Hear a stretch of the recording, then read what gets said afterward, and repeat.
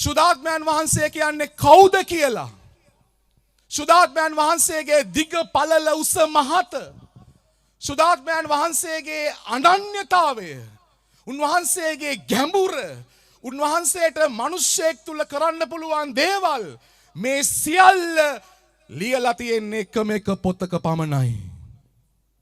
එක පොතක පමණයි තියෙන්නේ. ඒ කවුද?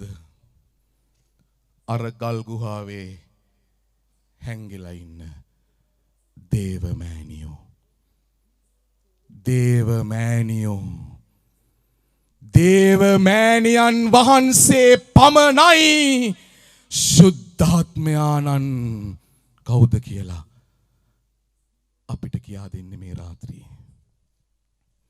ඇයි ඒ ගැලවීමේ ඉතිහාසය පුරාවටම සුද්ධෝ බයිබලයේ හැම පිටුවක්ම කියවලා බැලුවොත් අපිට හම්බ වෙන්නේ ශුද්ධාත්මයාණන්ගෙන් පිරිච්ච සුදාත්මයන් වස්සාගත්ත දෙවියන් වහන්සේගේ දූතයෙක්ම ඇවිල්ලා සුදාත්මයන් වහන්සේව බද්ධ කරලා ගිය පළමු කෙනා දේවමෑණියෝ.